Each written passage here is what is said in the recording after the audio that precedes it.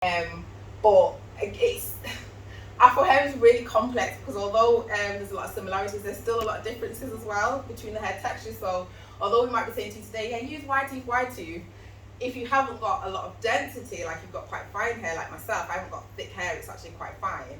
A wide tooth comb doesn't necessarily tangle my hair very well because I've not got a lot of it. But if somebody comes in with really thick, because again, there's an assumption that all Afro hair is really thick, and it isn't, as you know, because mine isn't.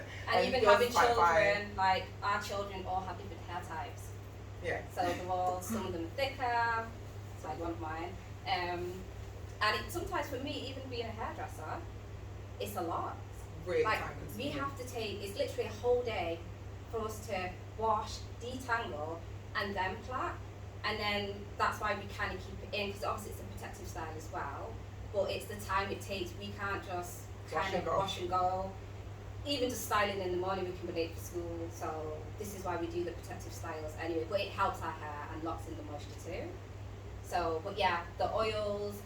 So our hair needs water. We need a lot of water. That is the moisture for our hair.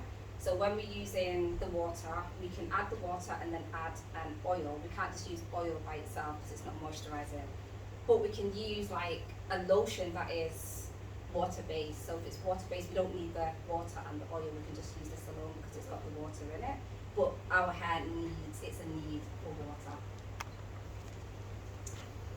So would you not dry it, just leave it to just dry? Yeah, so when we do in our hair, so we'll spray it with the water. This is a conditioning spray.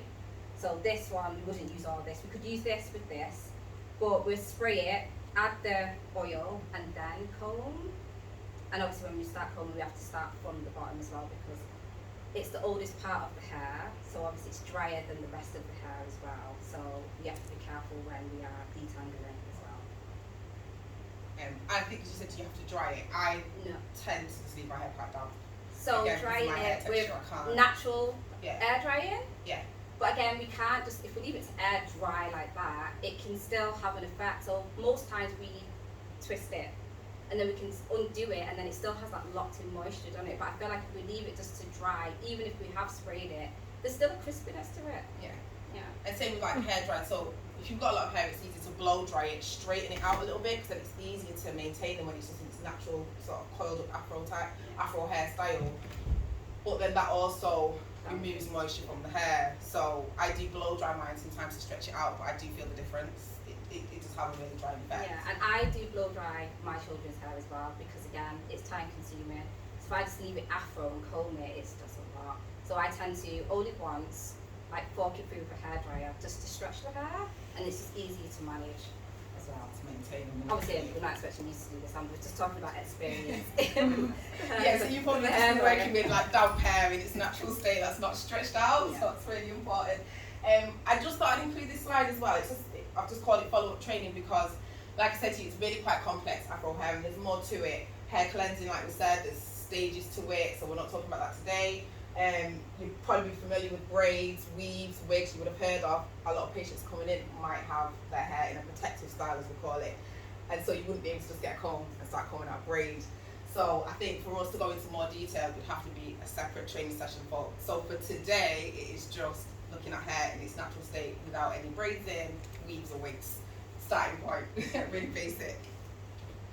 Okay, we're ready. Your turn. We get stuck in MSN Teams.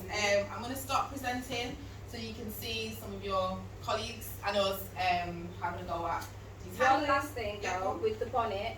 So this is the bonnet. So you might see a lot of people wearing them nowadays. Some people just rock them in the street now. Or Love Island. Anybody watch Love Island? There's a black girl on it, and she's saying, yes, why is she wearing the shower cap and stuff? Lack of knowledge and understanding. It's a bonnet and it protects the hair because our hair snags on fabric, just pillowcase even. And again, black hair is just a lot weaker than Caucasian hair in general anyway. And Asian, I think Asian hair is the strongest. It's the strongest hair texture. So it doesn't take much for our hair to break. So we wear bonnets at night, which is why she's got it in the morning and not all day when she's just woken up. Yeah, and it's also, we were saying, like, doing the patient's hair, if you have bonnets then, let's say if you were learning to do the hair and you were just doing it in a protective style, if you put the bonnet on, it would last a lot longer and it would protect the hair as well. And then you can leave it alone. So you wouldn't be expected to do this every day. Yeah, Or you could leave even it once a week. for a week. Or 2. So if Yeah. you've got a patient in for 4 weeks, you might only have to kind of maintain or care for the hair maybe twice in that 4-week period. So my hair doesn't need daily maintenance. Once it's been put away and protected, then we can be left, but we can't just be left forever without it being cared for. So yeah. So what would you do like this patient that we've got now? Her hair's not being done, has it? And she's been since the 9th, and she's got, it kind of looks like this first mannequin. Oh, it's out. Oh, sorry, the mannequin. I'm looking at the board. I'd say it was kind of. So her hair's not in any sort of. It's not. There's no. It's got like little flats, but then she's also got like bleach in it as well, so it's a little bit dry. But that's gonna snap off. That's anyway. not. Yeah, that's gone. there. That's gone already. It probably will. It's not like bleach, but it's just at the ends of the plaits are like blonde. Yeah. So if she's been in for some time with this hair, it's probably disabled now. It'll probably break anyway, depending on how she cared for it before. But if it's out, like you said, like this, you can have a go now at detangle it. Well, what's your first move? Is it to put water on it? Well, she's going to talk you through it now. Oh, sorry. It's okay. Let me just stop presenting. So, yeah, so detangling, we're going to detangle, take down the plait, and then put 2 in as well, so you can do all stages to it. Yeah.